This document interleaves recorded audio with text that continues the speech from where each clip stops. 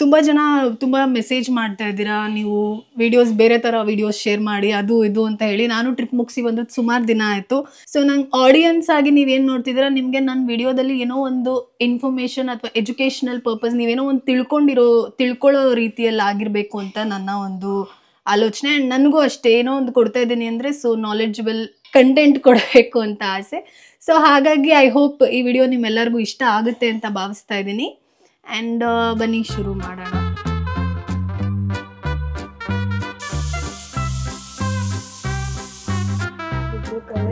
ಎಲ್ಲ ಥರ ಕಾಳುಗಳು ಜಾಸ್ತಿ ಮಾಡೋದ್ರಿಂದ ಕಮ್ಮಿ ಹೋಗ್ಬೇಕಿಲ್ಲ. ಇದಕ್ಕೊಂಚೂರು ಕಾಯಿ ರುಬ್ಬವಾಗ ಆಮೇಲೆ ಧನ್ಯವಾದ. ಸೊ ಸಾಂಬಾರು ಮಾಡೋದ್ರ ಜೊತೆಗೆ ಹೆಂಗೆ ಒಂಚೂರು ಲೈಟಾಗಿ ಕಾಫಿ ಮಾಡ್ತೀನಿ.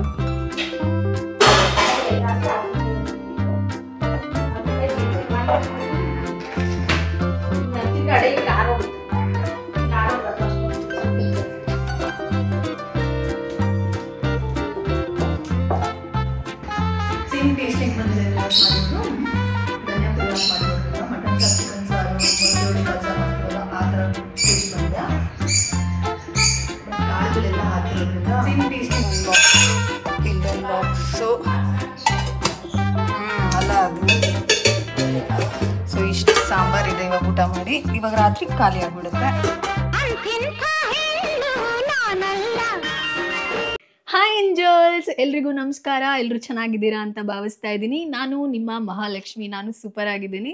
ಸೊ ಏನು ಮಹಾಲಕ್ಷ್ಮಿ ಇಷ್ಟು ದಿನ ಫಾರಿನ್ ದೇಶದ ವೀಡಿಯೋಗಳಾಗ್ತಿದೆ, ಇವತ್ತು ಎಲ್ಲಿದೆಯಾ, ಯಾವುದಿದು ಗೊತ್ತಿರೋ ಆಂಬಿಯನ್ಸ್ ಥರ ಇದೆಯಲ್ಲ ಅಂತ ಯೋಚನೆ ಮಾಡ್ತಿರ್ಬೋದು. ನಾನು ನಮ್ಮ ಬೆಂಗಳೂರಿನ ನಮ್ಮ ಮನೆಯಲ್ಲಿದ್ದೀನಿ. ಸೊ ಇವತ್ತು ವಿಶೇಷ ಏನಂದರೆ ಆಲ್ರೆಡಿ ತಮ್ಮನೇಲಿ ನೋಡಿದ್ದೀರಾ. ಸೊ ಬಿದಿರು ಮೊಳಕೆ ಬ್ಯಾಂಬೂ ಶೂಟ್ಸಲ್ಲಿ ನಾನಿವತ್ತು ಒಂದು ಅಡುಗೆ ಮಾಡಿಸ್ತಾ ಇದ್ದೀನಿ. ನಮ್ಮ ಮನೆಯಲ್ಲಿ ಮಾಡ್ತಾ ಇದ್ದಾರೆ. ಸೊ ಅದನ್ನು ನಿಮಗೂ ಒಂದು ಇನ್ಫಾರ್ಮೇಷನ್ ಥರ ಕೊಡ್ತಾ ಇದ್ದೀನಿ. ನಾನು ಹೋಗಿರೋ ಸೌತ್ ಈಸ್ಟ್ ಏಷ್ಯನ್ ಕಂಟ್ರೀಸಲ್ಲೆಲ್ಲ ಆಲ್ಮೋಸ್ಟ್ ಬ್ಯಾಂಬೂ ಶೂಟ್ಸಲ್ಲಿ ಏನೋ ಒಂದು ವೆರೈಟಿ ಅಡುಗೆ ಮಾಡ್ತಾರೆ. ಸೂಪ್ ಅಂತೆ ಏನೇನೋ ಮಾಡ್ತಿರ್ತಾರೆ, ಹಂಗಂಗೆ ತಿಂತಾರೆ. ಸೊ ನಮ್ಮ ದೇಶದಲ್ಲೂ ಅದಿದೆ, ತುಂಬ ಜನ ಮಾಡ್ತಾರೆ, ತುಂಬ ಕಡೆ ಮಾಡಲ್ಲ. ಈ ನಾರ್ತ್ ಈಸ್ಟ್ ಇಂಡಿಯಾ ಏನಿದೆ ಸೊ ಅಲ್ಲಿ ಎಲ್ಲನೂ ಬ್ಯಾಂಬೂ ಶೂಟ್ಸ್ ಅಂತ ತುಂಬ ಚೆನ್ನಾಗಿ ತಿಂತಾರೆ. ನಮ್ಮ ಕರ್ನಾಟಕದಲ್ಲೂ ಕೆಲವ್ರ ಕಡೆ ಮಾಡ್ತಾರೆ, ಕೆಲವೊಂದು ಕಡೆ ಮಾಡಲ್ಲ. ಸೊ ಹಾಗಾಗಿ ಇವತ್ತು ಅದರಲ್ಲಿ ತುಂಬ ಹೆಲ್ತ್ ಬೆನಿಫಿಟ್ಸ್ ಕೂಡ ಇದೆ. ಇವತ್ತು ನಮ್ಮ ಮನೆಯಲ್ಲಿ ಆ ಅಡುಗೆ ಮಾಡೋ ಮುಖಾಂತರ, ಅದ್ರ ಸಾಂಬಾರು ಮಾಡೋ ಮುಖಾಂತರ ನೀವು ಏನೋ ಒಂದು ನಾಲೆಡ್ಜ್ ತಿಳ್ಕೊಳ್ತೀರಾ ಆ್ಯಂಡ್ ನನಗೂ ಏನೋ ಒಂದು ತಿಳ್ಕೊಂಡಂಗೆ ಆಗುತ್ತೆ. ಸೊ ಬನ್ನಿ. ಸೊ ಯಾರ್ಯಾರ ಮನೆಯಲ್ಲಿ ಬ್ಯಾಂಬೂ ಶೂಟ್ಸ್ ಬಿದಿರು ಮೊಳಕೆ ಸಾಂಬಾರು ಮಾಡ್ತೀರಾ ಅಥವಾ ಅದರಲ್ಲಿ ಇನ್ನೂ ಏನೇನು ವೆರೈಟೀಸ್ ಮಾಡ್ತೀರಾ ಅನ್ನೋದನ್ನು ನನ್ನ ಕಮೆಂಟಲ್ಲಿ ತಿಳಿಸಿ.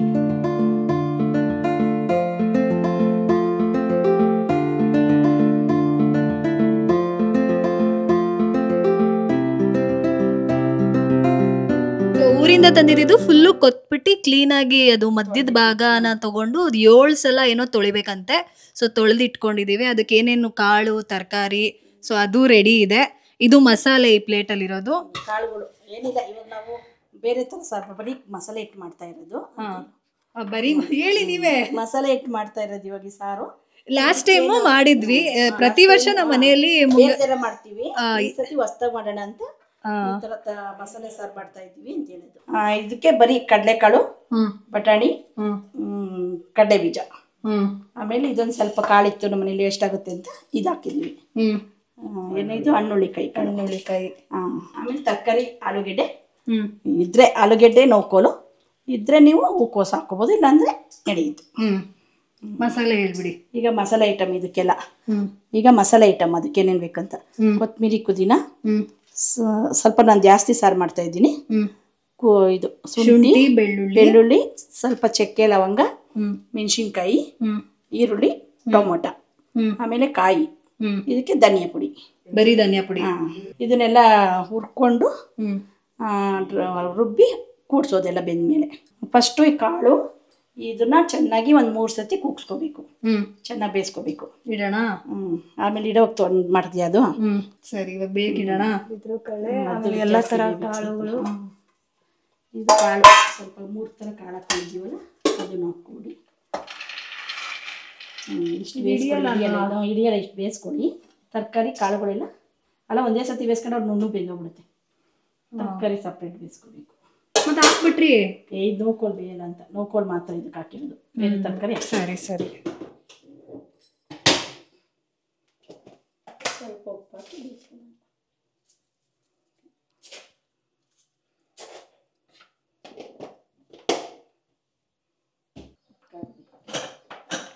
ಬಟ್ ಅದು ಎಷ್ಟು ಬೇಯಿಸಿದ್ರು ಬಿದ್ರು ಬೇಯಲ್ಲ. ಬೇಯಲ್ಲ. ಇನ್ನೊಂಚೂರು ದೊಡ್ಡ ಕುಕ್ಕರ್ ತಗೊಂಡಿದ್ರೆ ಸರಿ ಹೋಗ್ತಿತ್ತು, ಬಟ್ ಇವಾಗ ಸಾಕು ಇದರಲ್ಲೇ ನಮ್ಮ ಮನೆಗೆ. ಇವಾಗ ಈ ಮಸಾಲೆ ಏನಿದೆ ಇದಿಷ್ಟನ್ನು ಮಾಮೂಲಿ ಚಿಕನ್ ಸಾರು ಮಟನ್ ಸಾರಿಗೆಲ್ಲ ಹುರ್ಕೊಳ್ತೀವಲ್ಲ, ಸೊ ಆ ಥರ ಬಾಣಲಿಲಿ ಎಣ್ಣೆ ಹಾಕಿ ಒಂಚೂರು ಫ್ರೈ ಮಾಡ್ಕೊಂಡು ಆಮೇಲೆ ರುಬ್ಕೊಳ್ಳೋದಷ್ಟೇ. So masala ready ಮಾಡ್ಕೊಂಬಿಡೋಣ.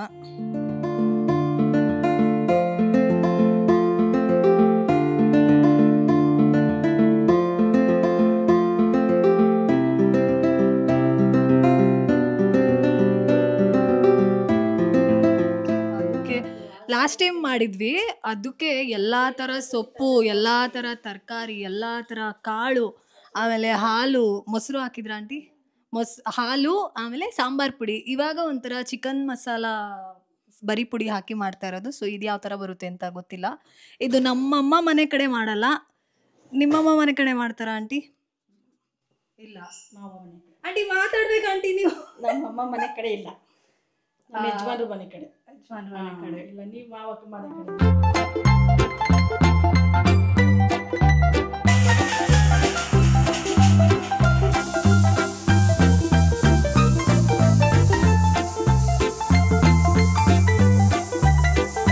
ನಮ್ಮ ಅಂಕಲ್, ನಮ್ಮ ಮಾವ ಅವರು ಒಂದು ವಿಶೇಷವಾದ ಟಿಪ್ ಹೇಳ್ತಾರೆ ಈ ಅಡುಗೆಗೆ.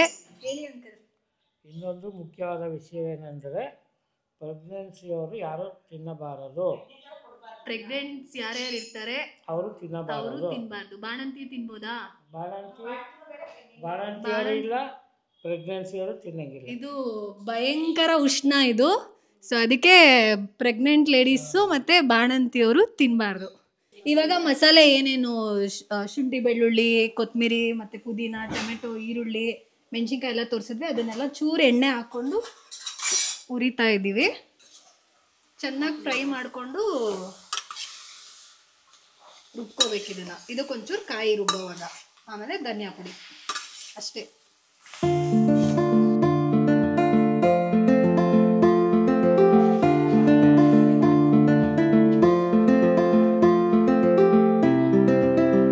ಸೊ ಇವಾಗ ಈ ಬಿದ್ರು ಮೊಳಕೆಯಿಂದ ಏನೇನು ಆರೋಗ್ಯಕ್ಕೆ ಅನುಕೂಲ, ಮತ್ತು ಯಾರ್ಯಾರು ತಿನ್ನಬೇಕು ಯಾರ್ಯಾರು ತಿನ್ನಬಾರ್ದು, ಸೊ ಅದನ್ನು ನಮ್ಮ ಮಾವನವ್ರು ಹೇಳ್ತಾರೆ.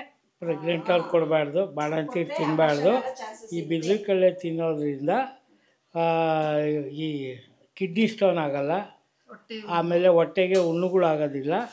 ಈ ತಿನ್ನೋದ್ರಿಂದ ಭಾರಿ ಒಳ್ಳೆಯದು. ವರ್ಷಕ್ಕೊಂದ್ಸಲಿ ಈ ಬಿದಿರು ಕಳ್ಳೆಯನ್ನು ತಿನ್ನಬೇಕು, ಆರೋಗ್ಯ ತುಂಬ ಒಳ್ಳೆಯದು. ಉಷ್ಣ ಜಾಸ್ತಿ, ಅದಕ್ಕೆ ಪ್ರೆಗ್ನೆನ್ಸು ಬಾಣಂತಿಗಳು ತಿನ್ನಬಾರ್ದು. ಅಂದ್ರೆ ಜಾಸ್ತಿ ಮಾಡೋದ್ರಿಂದ, ನೀವು ಕಮ್ಮಿ ಮಾಡೋದ್ರಿಂದ ಕಮ್ಮಿ ಬಳಸ್ಕೊಂಡು ಅಷ್ಟೇ. ಈ ಸಾಂಬಾರು ಮಾಡಿ ಸ್ವಲ್ಪ ದಾನ ಮಾಡಬೇಕಂತೆ, ಒಳ್ಳೇದಾಗುತ್ತಂತೆ.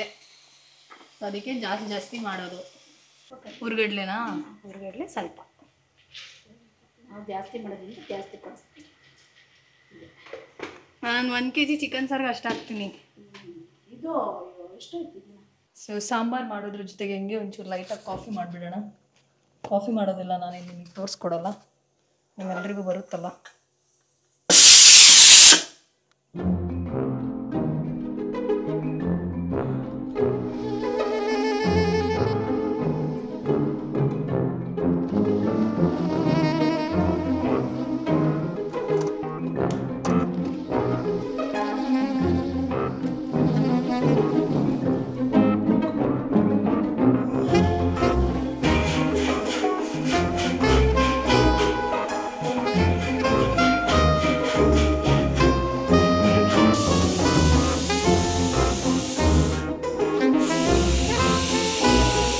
ಪಾತ್ರೆಲಿ ಇವಾಗ ನಾವು ಸಾಂಬಾರು ಮಾಡ್ತಾ ಇರೋದು. ಇದು ಬೇಯಿಸಿರೋದು ಇದಕ್ಕೆ, ಮತ್ತೆ ತರಕಾರಿನೆಲ್ಲ ಒಂದು ಕುಗ್ಸ್ಕೋಬೇಕಾ ಆಂಟಿ? ಹುಷಾರು, ಫುಲ್ ಬೆಂದೋಗಿದೆ ತರಕಾರಿ, ಬಟ್ ಬಿದ್ರು ಕಡೆ ಬೆಂದಿರಲ್ಲ.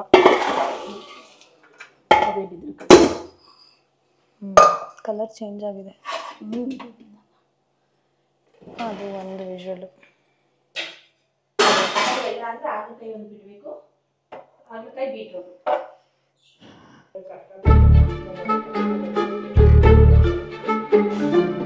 ಇವಾಗ ನಾನು ಆಚೆ ಹೋಗ್ಬಿಟ್ಟಿದ್ದೆ. ಇವಾಗ ಇದಕ್ಕೆ ನಾವು ಫಸ್ಟ್ ಬೇಯಿಸ್ಕೊಂಡಿದ್ದ ಕಾಳು, ಬಿದ್ರು ಮೊಳಕೆ, ಆಮೇಲೆ ತರಕಾರಿ, ಆಮೇಲೆ ರುಬ್ಬಿರೋ ಮಸಾಲ ಇಷ್ಟನ್ನು ಹಾಕಿ ರುಚಿಗೆ ತಕ್ಕಷ್ಟು ಉಪ್ಪು ಹಾಕಿ ಎಷ್ಟೊತ್ತು ಕುದಿಸ್ಕೋಬೇಕಂಟಿ?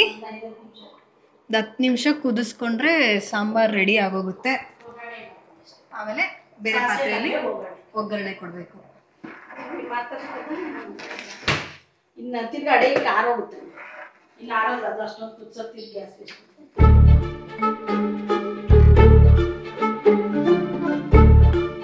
ಹೋಪ್ ಇಷ್ಟೇ ಸಾಂಬಾರು ಇದಕ್ಕೆ ಮುದ್ದೆ, ಅನ್ನ, ಚಪಾತಿ, ರೊಟ್ಟಿ ಎಲ್ಲದ್ರ ಜೊತೆ ಚೆನ್ನಾಗಿರುತ್ತೆ. ಸೊ ನಾವಿವತ್ತು ಮುದ್ದೆ ಮಾಡ್ಕೊಂಡು ಅನ್ನ ಮಾಡ್ಕೊಂಡು ತಿಂತೀವಿ. ಇದನ್ನ ಇನ್ನೊಂದು ಇಷ್ಟೊಂದು ಏನಕ್ಕೆ ಮಾಡಿದ್ದೀವಿ ಅಂದರೆ ಇಷ್ಟು ನಾವೇ ತಿನ್ನಲ್ಲ. ಸೊ ಎಲ್ಲ ಸ್ವಲ್ಪ ಫ್ರೆಂಡ್ಸು, ಫ್ಯಾಮಿಲಿ, ರಿಲೇಟಿವ್ಸ್ ಯಾರ್ಯಾರು ಇದ್ದಾರೆ ಅವ್ರಿಗೆಲ್ಲ ಚೂರು ಬಾಕ್ಸಲ್ಲಿ ಹಾಕಿ ಕೊಡ್ತೀವಿ. ಆ್ಯಂಡ್ ಇದು 1 ಟೈಮ್ ತಿಂದರೂ ಸಾಕು, ಕಿಡ್ನಿ ಸ್ಟೋನ್ಗೆಲ್ಲ ತುಂಬ ಒಳ್ಳೆಯದಂತೆ. ಕಾಯ್ದೋಯ್ತು, ಕೊಡ್ಲಾ ಒಗ್ಗರಣೆ?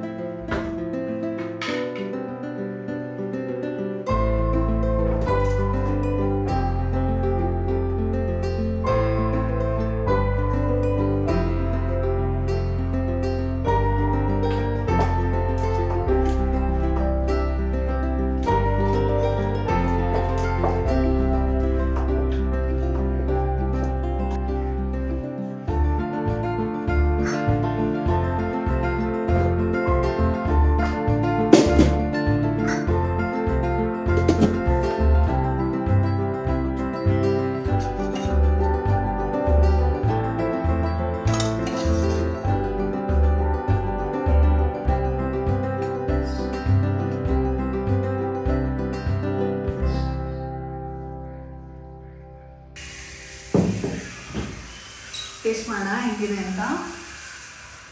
ಧನಿಯಾ ಪುಡಿ ಹಾಕಿ ಇದೇ ಫಸ್ಟ್ ಟೈಮ್ ಮಾಡಿರೋದು. ನೋಡಿ ಈಗ ಬಿದ್ರು ಮೊಳಕೆ ಪೀಸ್ ತಿಂದಾಗ ಈ ಚಿಕನ್ ಮಟನಲ್ಲಿ ಸಾಫ್ಟ್ ಬೋನ್ಸ್ ತಿಂತೀವಲ್ಲ ಅದರ ಫೀಲ್ ಆಗುತ್ತೆ. ತುಂಬ ಚೆನ್ನಾಗಿ ಬಂದಿದೆ ಇವತ್ತು ಮಾಡಿರೋ ಸಾಂಬಾರು ಕೂಡ. ಸೊ ಟ್ರೈ ಮಾಡಿ. ಇಷ್ಟೆಲ್ಲ ಏನಕ್ಕೆ ಹಾಕೋದು ಅಂದರೆ ಸ್ವಲ್ಪ ಬಿದ್ರು ಕಹಿ ಬರುತ್ತೆ. ಆ ಕಹಿ ಮುರಿಲಿ ಮತ್ತು ಬಿದ್ರದ್ದು ಫ್ಲೇವರ್ಸ್ ಇದ್ರ ಜೊತೆ ಬೇರೆ ತರಕಾರಿ ಕಾಳುಗಳ ಜೊತೆ ಮಿಕ್ಸ್ ಆಗಿ ಸಾಂಬಾರು ಚೆನ್ನಾಗಿ ಬರಲಿ ಅಂತ.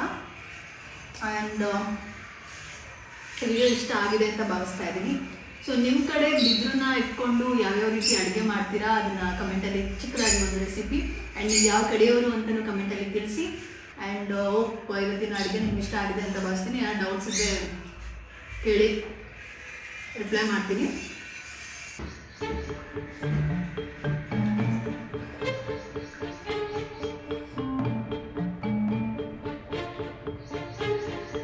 ಸೇಮ್ ಟೇಸ್ಟ್ ಹೆಂಗೆ ಬಂದಿದೆ ಇವತ್ತು ಮಾಡಿರೋದು. ಧನಿಯಾ ಪುಡಿ ಹಾಕಿ ಮಾಡಿರೋದ್ರಿಂದ ಮಟನ್ ಸಾರು, ಚಿಕನ್ ಸಾರು, ಮೊಸರು ಕಾಜಾ ಮಾಡ್ತೀವಲ್ಲ ಆ ಥರ ಟೇಸ್ಟ್ ಬಂದಿದೆ. ಕಾಳುಗಳೆಲ್ಲ ಹಾಕಿರೋದ್ರಿಂದ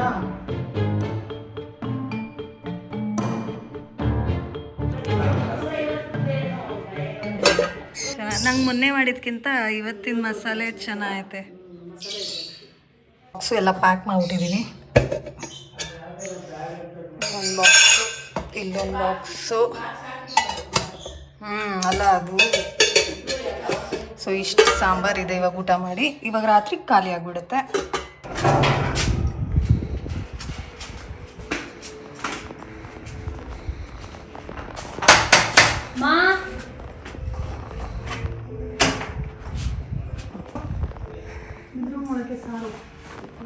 ಇವತ್ತು ಸಾಂಬಾರು ಸಕ್ಕದಾಗಿ ಬಂದೈತೆ ಅವತ್ತಿಗಿಂತ. ವಿಡಿಯೋ ಇಷ್ಟ ಆಗಿದೆ ಅಂತ ಭಾವಿಸ್ತಾ ಇದ್ದೀನಿ. ಮತ್ತೆ ಮುಂದೆ ಇದೇ ಥರ ಯಾವುದಾದ್ರು ವಿಡಿಯೋಸ್ ಬೇಕು ಅಂದರೆ ಕಮೆಂಟ್ಸಲ್ಲಿ ತಿಳಿಸಿ, ಮಾಡ್ತೀನಿ. ಆ್ಯಂಡ್ ಹೋಪ್ ನಾನು ಯಾವಾಗಲೂ ಟ್ರಾವೆಲಿಂಗ್ ವಿಡಿಯೋಸ್ನ ಜಾಸ್ತಿ ಮಾಡ್ತಾ ಇದ್ದೆ. ಈ ಥರದ್ದು ಯಾವತ್ತೂ ಟ್ರೈ ಮಾಡಿರಲಿಲ್ಲ. ಈ ವಿಡಿಯೋ ಹೇಗೆ ಅನಿಸ್ತು, ಅದನ್ನು ನಿಮ್ಗೆ ಏನು ಅನಿಸ್ತು ಅನ್ನೋದನ್ನು ತಿಳ್ಕೊಳಕ್ಕೆ ನಾನು ಇಷ್ಟಪಡ್ತೀನಿ. ಯಾಕಂದರೆ ಮುಂದೆ ಕಂಟಿನ್ಯೂ ಮಾಡಬೇಕೋ ಬೇಡವೋ ಅನ್ನೋ ನಮಗೂ ಗೊತ್ತಾಗುತ್ತಲ್ಲ.